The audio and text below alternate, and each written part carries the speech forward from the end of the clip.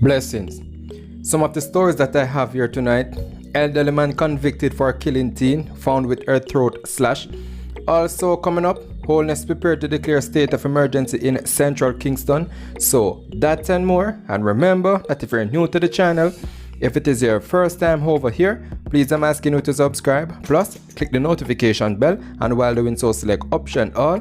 So that way, you'll be first in line to be notified about each and every activity on our channel. And also remember to give this video a like for YouTube algorithm. Blessings and more beatitude. Stay safe.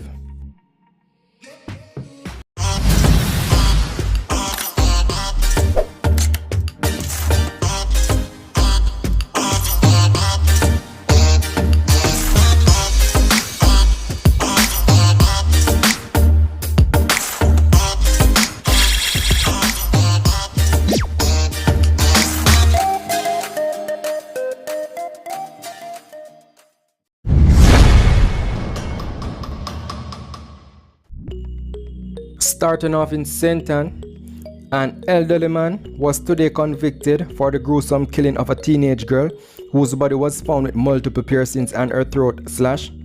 Winston Jarrett, a 62-year-old watchman, pleaded guilty to murder in the Trelawney Circuit Court for the slaying of 18-year-old Joanna White of Salem, Runaway Bay, St. Ann in January of last year. Jarrett was remanded and will be sentenced tomorrow by Chief Justice Brian Sykes, who presides over the case.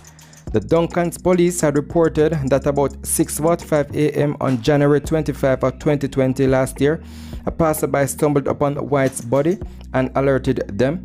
The police, upon their arrival, found the corpse hidden in bushes with piercings and her throat slashed.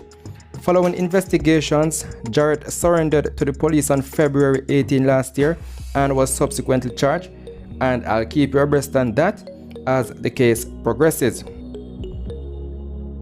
Prime Minister Andrew Holness says if advised, he is prepared to declare a state of public emergency in central Kingston.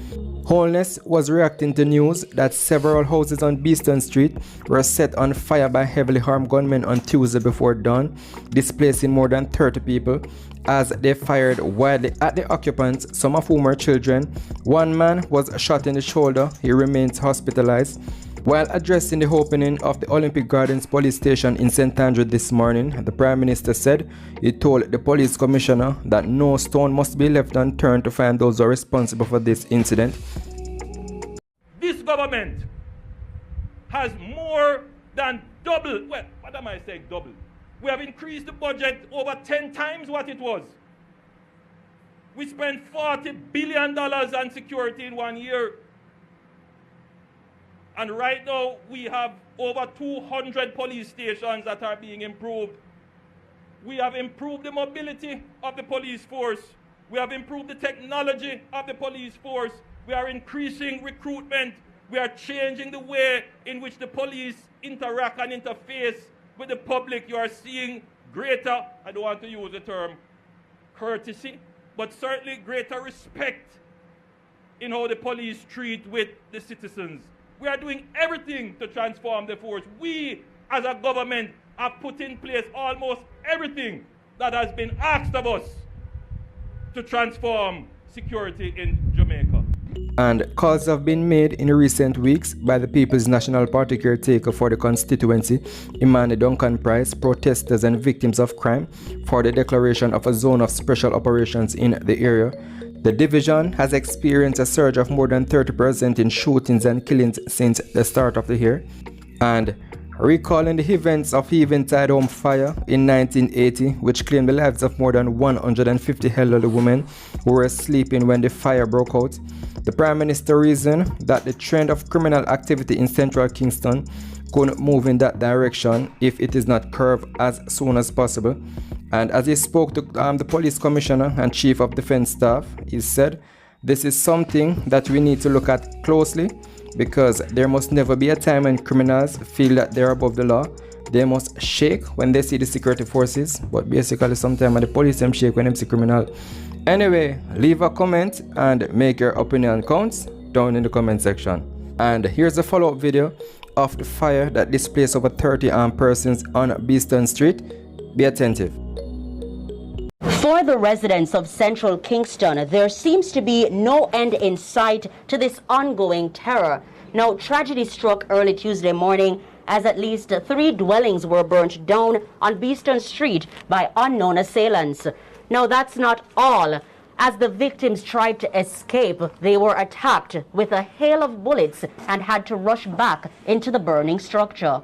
Over 30 people are now homeless. From the outside, the devastation may not be so evident, but on the inside, the entire dwelling appeared scorched from top to bottom. Personal documents and items left scattered across the burnt-out structure. The residents were reportedly sleeping when a loud explosion was heard. My grandmother jump up and start rub down my head for save my heart, and then I see she got the window. So comes me hear my cousin run out and start say fire, fire, and so comes my touch her and tell her say fire the outside, and just start ball out, and then everybody run out. Then meanwhile everybody go run out, we have to run back in. Same time cause of ball out, same get shot in his shoulder.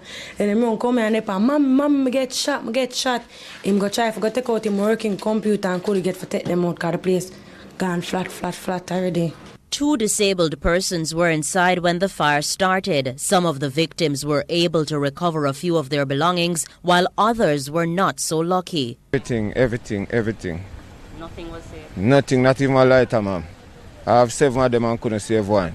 CVM Live understands that 2 of the fire victims were subsequently taken into custody. And the fire them done, the police them dead, and them now go look for who them for look for. Them a text said pan the people them who for us burn down in a pain. Them all a pint them gun in them face and a push off them head and a lock them up for no reason. Tuesday's fire incident follows several weeks of gun violence between warring factions in the central Kingston constituency. However, it is unclear if there is any connection. So there you have it, and everything is for a reason. Everything happens for a reason. The dwelling engulfed in flames for a reason. Not saying it is justified, but they all got burned out because somebody that was an occupant got themselves involved in some form of criminality or acts of crime, and their rivals came for them, and it resulted in everyone being displaced. And police under that, the Jamaica Constabulary Force is well aware.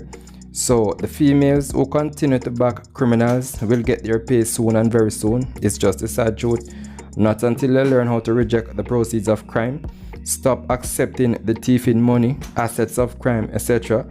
Leave a comment and make your opinion count down in the comment section. And before I go, remember that if you're new to the channel, if it is your first time over here, please I'm asking you to subscribe, plus click the notification bell, and while doing so select option all, so that way you'll be first in line to be notified about each and every activity on our channel.